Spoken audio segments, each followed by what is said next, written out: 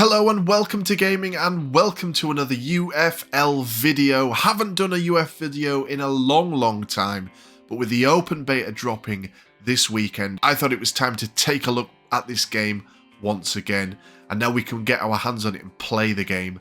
It'll be interesting to see how I feel from my first impressions. As I say, I haven't really looked at UFL for a long time, and I didn't even bother trying to get on the closed beta, so this is my first time playing the game. Now, unfortunately, I only got 2 matches, or at least 1.5 match in the game, because for some reason there was major server issues. I kept getting kicked out of games, the matchmaking kept getting cancelled. So I only really got a game and a half on UFL. But I'll start with the positives that I noticed from UFL. So I really like the menus in UFL. They're very clean looking, simple but not boring. I like the little animations of the players on the main menu. I thought they were very easy to navigate, very simple in what you needed to do and where you needed to go to do different things in the game. So that's definitely a positive from me. I also like the daily challenge section. Of course, with it being a free-to-play game, it's kind of copying that model of what other games have got with their daily challenges and weekly challenges that you see in other games. So there were some challenges here to knock off, and at the end of a match, depending on how you performed, it lets you know how far along you are with those challenges, and they'll unlock you points that you can spend in the game.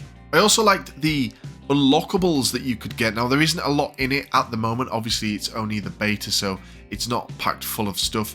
But those points that you earn, you can spend on different boots, different kits, different balls to use, different badges. I thought that was really interesting and quite a nice piece to UFL. I also had a quick look on the transfer market. Of course, each game you play, depending on how you do, you earn money towards your transfer. But the weird thing was, you can't buy some of the top players. Despite the fact that I had 32 million after one game of playing on UFL, I didn't have enough reputation to buy some of the top players. So I had to go further down the list and find players that didn't require any reputation. Of course, reputation most likely comes with advancing up the divisions and things like that, but I didn't get enough game time on UFL to earn any reputation.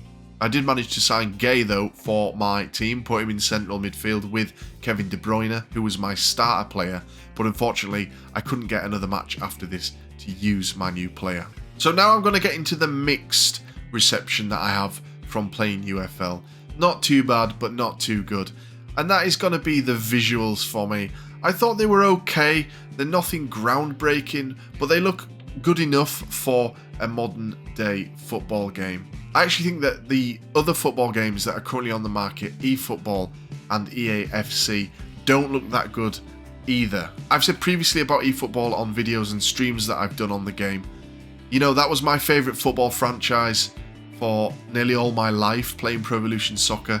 And when they changed the name to eFootball and they went down that free-to-play route, I do think that the game has taken a bit of a backward step. I've never been particularly into FIFA, or EAFC as it's now called. And although I have been playing that recently because it was free-to-play on PlayStation Plus, and I've been enjoying the content that's in that game, that able to play league formats and things like that, I also don't think that the visuals look that impressive in EAFC. So I did think that UFC looked okay in-game. Nothing to write home about though. Nothing groundbreaking. So now for me, the bad. And I have to say, right along, and if you go back and see my videos covering the game from inception, from the early sort of things that we saw from Strikers Inc., the things they put out on YouTube and other social media, I've always said that I felt that the animation of the players and the gameplay looked very clunky and very stiff. And I have to say, after playing the game, I do feel the same way. I know they did do an animation update and it doesn't look as bad as it did previously in shots that we were shown, but the gameplay to me just felt very weird. The weight to anything, passes, crosses or shots, just seemed to be the same no matter what. It never felt any heavier when I held on to any of the buttons than it did if I just tapped it. There's not so much of a discrepancy between the values for me that there should be in there. This may have been mainly coming through when I was using the pass, because the pass assist seemed extremely strong in this game. And as I say, it made the game feel very on rails, and I couldn't find a way to change this Now on eFootball you have different pass support levels that you can change to. Maybe this is in UFL, but looking through the menus I couldn't find anything. Maybe it's something that will be in the game later down the line when it is actually fully released. Of course, this is just the beta, and it was keen to tell you this down the bottom of the gameplay. It said that this was not the full representation of UFL, but this is something they've put out there for us to test, and so I can give my opinion on it, and I am free to do that as you are as well. The turning of the players, the way that they turned, felt very stiff. There was not a lot of fluidity to the player movement. Again, this goes back to how I felt all along looking at this game. The way that the players move on the pitch just feels very stiff, and it doesn't really give that kind of free-flowing football feel. It plays kind of like an old football game that we would play maybe back on the PS2 or PS3, where it had more of a limited turning circle. Nowadays they've got this full 360 motion on the other games, but this didn't feel like that to me. There was also a lot of like weird things that popped up during my gameplay, like some of the stats that were popping up at the top corner. It was saying that neither team had any possession, even though we'd been playing for like 30 minutes, so that couldn't be true. And like the game cutting away from the action to a replay. I scored a goal and the goal had barely gone in and the game instantly cut to the replay. I found that very odd.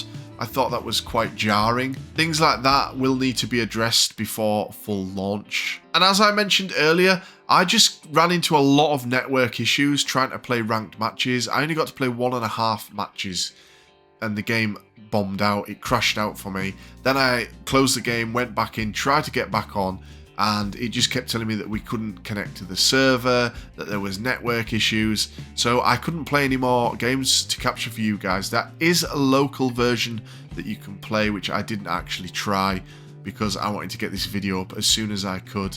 So I will be playing more of this game to get more of a feel for it, and I may do another video to update you guys on how it seems. But the open beta, it does only run for another couple of days, and I'm going to be away this weekend, so I might not get much more chance to play the open beta. But with the game being a free-to-play game, when it does come out, we will be taking a look at it here on Welcome to Gaming, so if you do want to keep up with my thoughts and feelings on UFL, then do subscribe, and you'll see other games, other sports games that I cover here on Welcome to Gaming as well. Got lots of ideas coming up for other football games, so if you're mainly interested in football games, then I will have some videos coming along from eFootball and EAFC. I did just post an eFootball My League video where I played as Sheffield United in the Premier League, but Erling Haaland was a member of the team to see if he could keep them up.